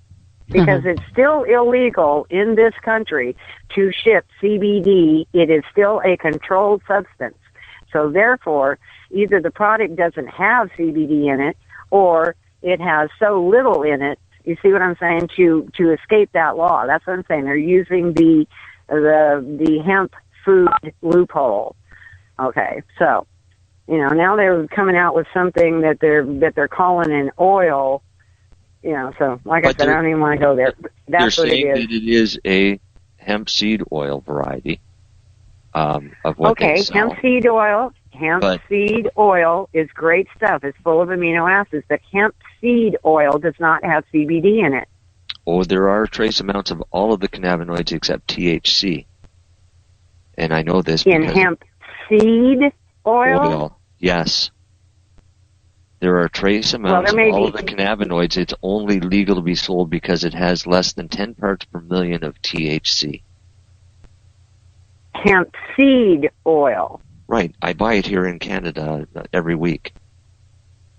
Okay, so we have any hemp seed oil that you find down there in the States, Ruth, has been grown here in Canada, and they import it into the States to sell it. They just won't allow people in the U.S. to grow it yet. It's still illegal to grow in the States, isn't it? but the hemp seed oil, but you're still saying it has trace amounts in it. So you can't come on and say, you're getting you're getting 20, 30 milligrams or whatever, in a because I'm not good at all that measurement. At their website, and I don't see anywhere where they're saying that. What they're saying is that there is trace amounts of CBD and other cannabinoids in that oil product, which is in fact true. Trace amounts, but not but not what they're advertising as being. There's 20 mils. This is what I haven't seen is the advertisements, and that's why I was asking about this product. Yeah. Right? No, that's what I said. Then look at their advertising and how they're selling it. And this is the problem that I have with them. And they're not saying that it's hemp seed oil. They're saying exactly what it is, which is chopped up hemp in a capsule. I have some right here. I'll open up, show you the picture. They have two varieties for theirs, and it's a fiber variety, and they have an oil seed variety. All right, so they've got two different varieties, so it's a matter of somebody knowing what it is that they want, and I would imagine that the fiber variety is a much cheaper way to go. But regardless, you can do the same thing by going to the health food store and paying, $10 a liter or whatever. Thank you. And putting that in your pet's food, and for one, they're going to get omega-3s, they're going to get the omega-6s in the GLA, they're going to get trace amounts of all of the B vitamins and the other minerals and cannabinoids found in hemp, because it all comes from hemp. What they won't get is THC.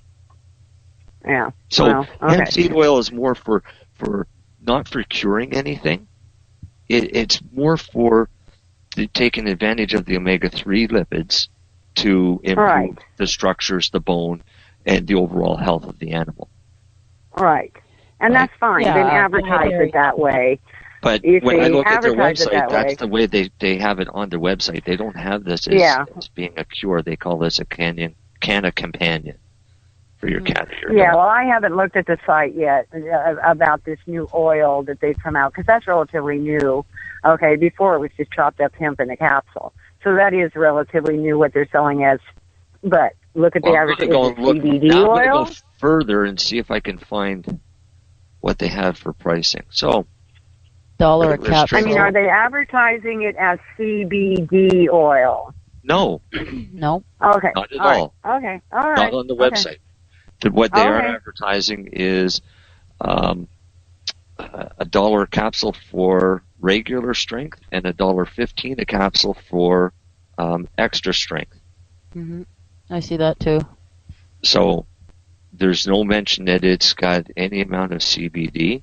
All it's telling you is that there's hemp or hemp seed oil in this product for the pet's overall health. It says 100% hemp in vegetarian capsules. Active ingredients, phytocannabinoids, other ingredients natural to the hemp plant, terpenes, flavonoids, B vitamins, trace omega-3 and 6 fatty acids. Right. So how and on their site it says, how can Canna Companion benefit my pet? Mm-hmm. May help joint discomfort as a result of normal daily activity. That's the omega-3s. Maintain a healthy GI tract. That's the omega-3s. Support normal neurological function. That's everything that's in it. So like I say, just what you read to me, because I've read this too. I looked at it, and said you still didn't in the beginning of it say hemp seed oil. It said hemp oil. No, actually it says. Yeah, well, no, that's the distinction. Page. Yeah. Oh no.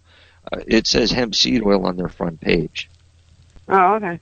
All right, well, that's fine. But like you say, just go down to your health food store and buy by the bottle. Yeah, it's a lot cheaper, and you can give your dog a lot more. Yeah, okay. But if you want CBD, you see what I'm saying, then you're going to have to extract it from the plant. Right. If you're trying to medicate, then you've got to use actual medicinal cannabis plants, and you need the THC with it. Thank you. Yes. You're welcome. Okay. Okay.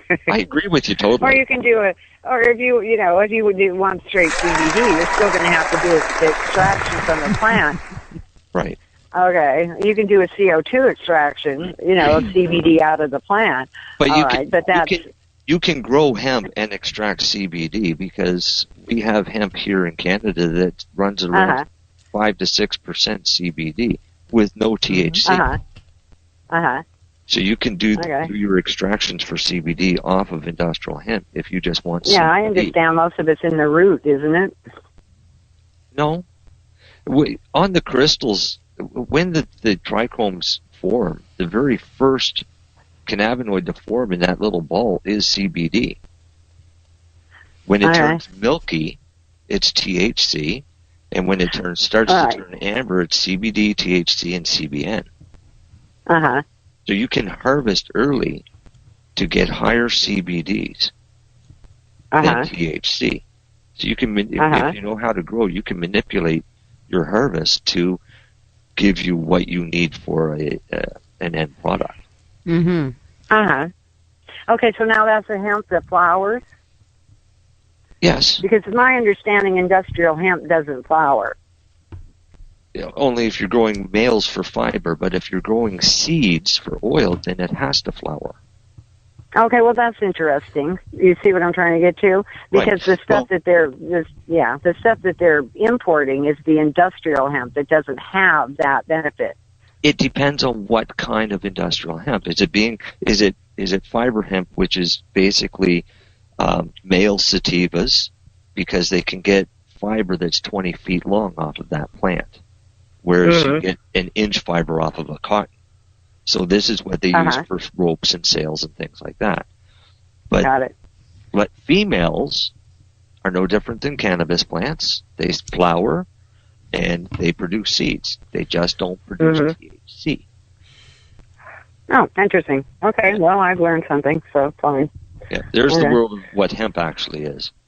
Hemp is still like cannabis I say, without the THC. Like I say, all I know, truthfully, I'm not following the story on all that, but truthfully, back in the, like I said, the first thing I gave my dog was Cannapet.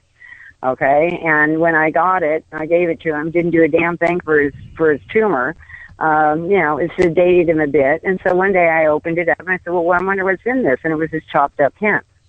Okay. So when I went back and very expensive, I might add. So I think that's what griped me in the beginning was, because they're all out there about, the CBD and this is that and this and the other thing. You see what I'm saying? And I'm looking at this stuff and going, there can't possibly be the amount of CBD that they're saying is in it. You see, in this little capsule of chopped up hemp. That's all. Nancy. I'll just leave it at that. Nancy in the chat room. Nancy. Because if you even some of the other hemp sellers, if you look at their thing, they will say, they're selling it as sativa. Yeah, well, cannabis or hemp is a sativa L. Industrial hemp, I believe, is sativa L, right? Yeah. The fibrous one. Sativa is for fiber because of the very long, tall plants that it grows. You get the best longest fiber out of it. Right, but if you're advertising it as being in other words, it has a lot more CBD and some THC in it because it's sativa. Right. You see. Okay. Yeah. All right. So all right. Anyway, I don't like Cannapet.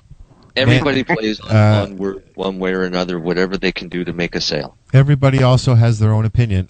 Nancy in the chat room says, I ordered CBD oil from Florida and got it here in Canada. Funny thing is, hemp is shipped from Canada to Florida, and then they send it back. And it's advertised as CBD, and the company's name is Holistic Hope. So they're selling CBD oil that they're getting from hemp. Yes. That's right, because we're the only, the nearby country. That, like I said, that's the only place China that... and France are the only other ones that grow enough to make production, and both of those export. Are growing more for fiber than anything. Yeah. We have a hemp farm 20 minutes from our house here, the first one in Canada, Hempola Farms. Yeah.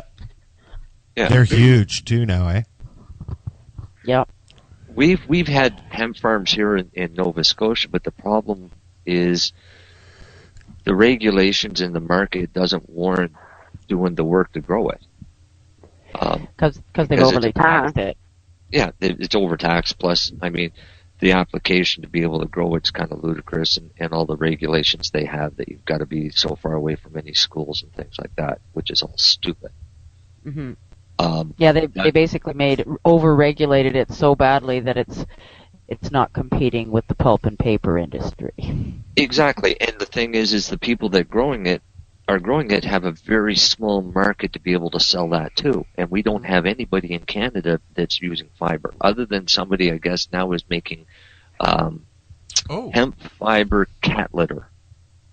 I got a question. Sorry, I'm just going to interrupt for a second. Okay. I've got a question, a very pertinent question from Jack Shit on Twitter. Okay, he's a regular listener. Do pets have an endocannabinoid system? Definitely. Every mammal has. All mammals. All vertebrates. Okay. Yep. All vertebrates. Okay. Cats, dogs, sheep, cannabinoids. horses. Everybody. Yeah. The original cannabinoids that you get in your system come from mother's milk. That's right. That I know. So that's the same. So much like humans, when a baby comes out and breastfeeds for the first time, that's their first dose of cannabis. Dose of cannabinoids. Right. The cannabinoid receptors. Naturally occurring. Yeah. That's the same thing in a cat or a dog or a sheep or a cow or a pig. Yep. Every mammal. Really? And most of the research that's been done on cannabis has been done on dogs. Okay, in Israel in particular. And the only reason I say that is because at least I know no dog was harmed in the research. You see, that's where they even came to the conclusion about how much was lethal to a dog, because it was researched on a dog. Well, see, I like dogs, so all of my products are only researched on humans. All right. Well, there you go. If I make a new product, then I'll find humans to test it. I won't test it on the dog. All right, exactly. But they have found cannabinoid receptors in dogs, and then done the research and found them in humans. So I thought that was interesting. Anyway, just a side note. We all need cannabis. Cannabinoid. The cannabinoid endocannabinoid system is basically the immune system. That's right. And the reason we get into trouble is because everything that we do closes those receptors or blocks them. Opiates block the cannabinoid receptor. It doesn't open it. So anyway, yeah. So the endocannabinoid is actually the immune system. So we have to keep our immune systems clear. And when you keep your immune system by opening up the cannabinoid receptors, just my own personal story. If I smoke some pot, I know exactly whether it's indica or sativa, because the sativa will go right straight to my head, and I'll have happy days and go dancing and la la la. Okay, if it's an indica and it's got a lot of CBD in it, it'll go straight to my stomach, and I will remember every bad thing that I've eaten since I was born, practically. Okay, so wow. Have I got a strain for you to try? That 18% THC and 17% CBD. Yeah. So I'm thinking that one might kind of really give you nightmares. Marcel. Oh well, no. The last one that I did like that was a Harlequin, and it was. Oh yeah, my system was going both ways. All the receptors opened up and said, "Gosh, you remember that hamburger you had in 1972? Well, we're still trying to get rid of it." Okay, kind of thing. Would that be considered a 50-50? That's what happens, and that's why when you start dosing a dog that is sick, the first thing you want to do is go in and change his diet away from the things that are creating the disease. Yeah.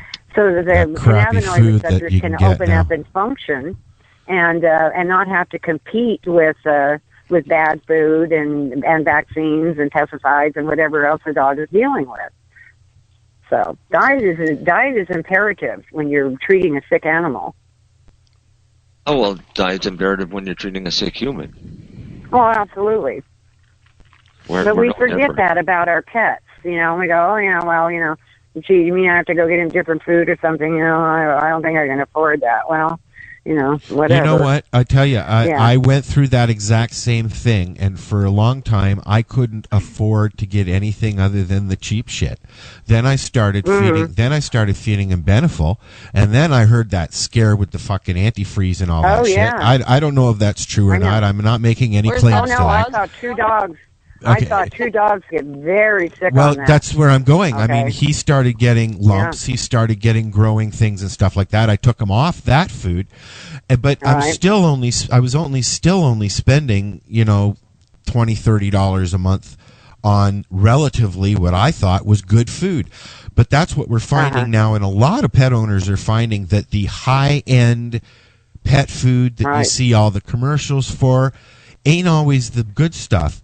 And so the last bag of food I got for Buster was a high-end dog food for seniors with all the vitamins and the extra stuff that he needed. And he loved it. But it was $45 a bag as opposed to $19.99 when it's on special a bag, and this is why we need GMO labeling. That's right. I believe that GMOs are what's causing a lot of our health issues. Absolutely. Yeah. And coupled with an endocannabinoid deficiency. Yes. Yeah. Well, and that's why we suggest on the site that, immediately get rid of any grained kibble because it's all GMO grain. Okay. And the kibble in general, because it's also full of preservatives and, and all those little supplements that are thrown in, tend to be chemical rather than whole food. You see what I'm saying? So, we do advise, get rid of the kibble and go to home cooked, but try to at least try to use organic, because if you go down and get a Foster Farm chicken, that's full of antibiotics and GMO fed. And so you're really just kind of, defeating the purpose by just using grocery store stuff. And now we realize that people, they're not going to go down and change their diets radically to organic and homegrown, although I do know people who do, and they are having much more success with cannabis with people that don't. So I'll just leave it out there at that. Diet isn't, you really have to, give we your are dog what the we best eat. that you can. We are what we eat, exactly. So, and that's what I meant by earlier, that you can do cannabis treatment, but if you're still feeding and doing the same things that you were doing before, it's cause the illness. It just keeps everything in place. So I'm going to interrupt here for a second. Okay. And I'm going to change this a bit because we're almost out of time, and I should mention this because I've just been going through it. Tomorrow, well, actually all weekend, is the Cannabis Health Summit. That's online, and they just sent me the itinerary of what it is. And then so Sunday is a whole section on cannabis for pets by an that should be interesting. By an Allison Edel, and that'll be on Sunday morning. Okay. So that might be something that people might want to listen to, and it's not hard to find the Cannabis Health Summit. No, I'm sure we'll be posting. That rings a bell. I think she's big into diet and all that. I think we're going to post all that stuff on the wall later so that everybody can do that. And I also just quickly want to mention, next week we're going to be chatting with 2 of the ladies at the National Cannabis Patients Wall. And they are doing something up here too as well, I believe. So we'll talk with them next week. Dana? Excellent. I don't think I do know Dana, yes, but I think that it's 2 of her admins that are going to be joining us. Not sure exactly who's going to be with us, but it'll be a couple of ladies and possibly Dale from there. So we'll do our normal closing routine since we're running out of time as it is. So we'll give Charlie and Ruth a chance to tell people how they can get a hold of them if they have questions or anything regarding their pets, because I know both of them are very active on Facebook with the groups. Yeah. So let's hear it from you, Charlie. Give us your spiel. I guess find me on Facebook, Charlie Renaud. I'm admin and one of the founders of Cannabis for Pets as well as I think I'm admin on more than a couple of dozen other cannabis-related sites as well. I don't know what else to do. I can't very well give out my phone number online or anything like that, or my farm webpage. That's for business. So the easiest way for them to have questions about their pets is through the Cannabis for Pets Facebook. Yes. Yeah, That's through for there, both of you. and you can PM me privately as well. I do a lot of consulting privately, one-on-one, more than I look to be doing publicly so much. I know that feeling. Yeah, it's I do a lot of one-on-one counseling and hand-holding, and when they need that support. That's why I do the show, so that we can reach more people at once, and then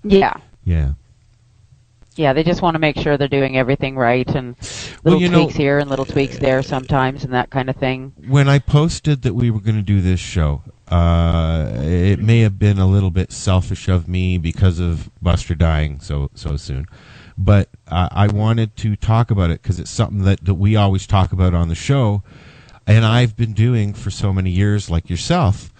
But then when I mentioned we were going to do that, Jim messaged me and he said he had some concerns. He didn't want to just jump in. He wanted to be sure. He doesn't want to hurt his friend, yada, yada, yada. And then I realized that as Marcel said, we were getting more response from that particular post than we do when we ask for patients to come on the show. Oh, definitely. I got a ton of people that were telling me that they treat their dog with organic infused coconut, combination of THC and CBD for depression and anxiety and joint pain. Other ones that have cured their animals of cancer. So it was easy to get people to come onto the show. It's hard to get somebody to come on to talk about curing their own cancer. Oh, that's so good to hear. This is Ruth talking. That's so good to hear, and I hope Jim was inspired. And for Buster, my sentiment is cannabis heals mentally. Cannabis heals physically, mentally, and spiritually. Yes. And that's good. That's a good thing. Yeah. Doesn't harm, only heals. Yep. Yeah, and like I said, does not harm, only heals. And I wouldn't have had the pleasure of spending an extra few years with my buddy if I had not taken that chance. Now, saying that, there because not, in particular with cancer, not all cancers are totally gone, shall we say? No, he never even went into remission or anything. I had one round of hangy things pulled off of him, and a bad tooth taken out, and then he was on cannabis, whatever I could give him, and it worked. Now I've just noticed that there's a lot of people talking about this now. There's again, the summit is going to be spending what you say all Sunday, Marcel. Saturday and Sunday, isn't it? It's on both days, but the pet one is on Sunday morning. Awesome. Okay. Well, I just might have to listen to that. If you do have a pet and you are thinking about using cannabis, you do have to be careful. You do. If you need more information, find one of these ladies. Find us. We're always looking for stuff to talk about. So I think the next time we do this subject, I'm going to try and actually get a vet on. We have not been lucky enough to find one yet, but we will. eventually. Yeah. I know. Okay. There was one I heard, down in I the heard of a States, guy. but he I'll send died. you the link. Okay. But yes, they can come to Cannabis for Pets. Yep. Okay. It's the Cannabis for Pets, just those 3 words, and that's where we are. I named it. And I kept bringing up cannabis to the vets every time I went. They knew that I was using cannabis with him, and they didn't have a problem with it. So if you open up to your vet, you're probably going to find out they're going to say, well, it has some therapeutical values, but all right, so. My vet, I've never discussed it with my vet, but if she can't figure it out by the dog's name, then she probably got a problem anyways. Well, ask questions, get the answers where you have to. Vets tend to be versed in the CBD of it, versus the THC. But I did just hear there's a fellow in Colorado, I guess, who's written a book, and I can't think of his name right now, but a fellow in Colorado, a vet, who is a holistic vet. And so I'm going to have to look into that. I'll send you the link. Mm-hmm. Sure. All right.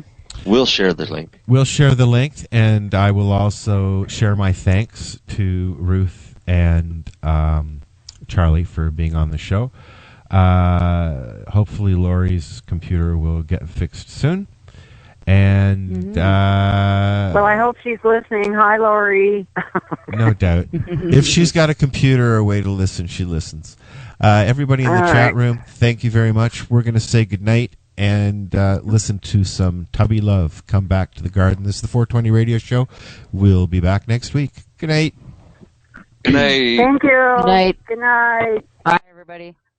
Good night.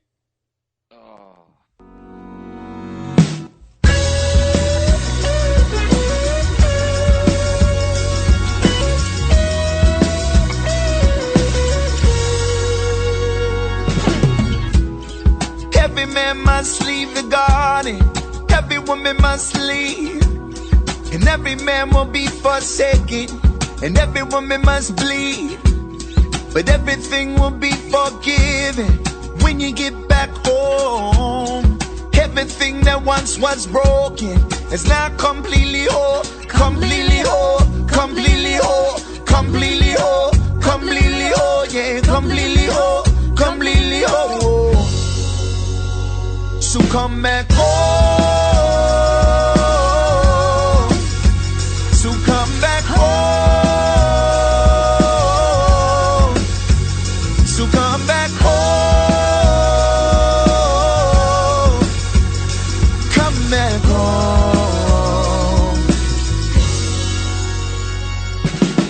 Now that I learned the lesson, I cultivate the message, capturing the essence of the present moment in perfection. Well, love is so alive. Jah got my every stride, living in the garden with the children of the Most High. I will climb the mountain and I will sing the song. I will find the silence and I will sing along. For love will always guide us right back to where we are. We were never gone. So come back home. So come back home. So come back home. So come back home. Whoa. I will climb back up the mountain. I will climb back up the mountain. I will climb back up the mountain. Yeah. I will climb back up the mountain. The mountain. The mountain. The mountain, yeah. And I will come back to the garden. And I will come back to the garden. I will come back to the garden. And I will come back to the garden. I will come back to the garden. The garden, the garden, the garden, yes. I will come back home. I will come back home. I will come back home. Come back home. Come back home. I will come back. I will come back. I will come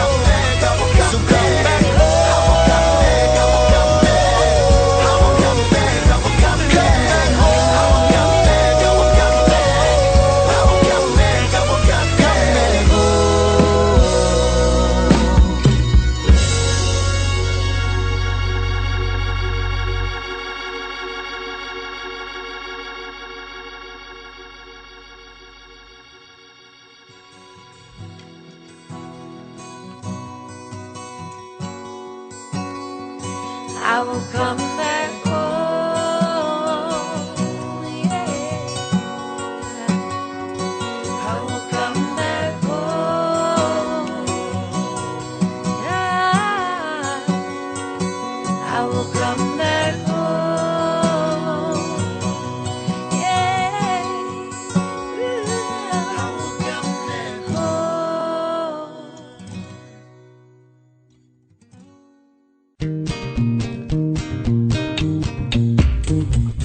You like music, you like weed, well, we gonna be good friends indeed. This is not much I like more than smoking trees. They'll make you dance the do-si-do and teach you how the chiba grows. Smoke a bowl on the 420 radio show. On Lifestyle Radio. So what are you doing? Nothing. Why not? I'm trying to get on this Lifestyle Radio website. Sounds like a cool website. Yeah, it's alright. Oh, wait, I might have it. You might have it. You're listening to Lifestyle Radio.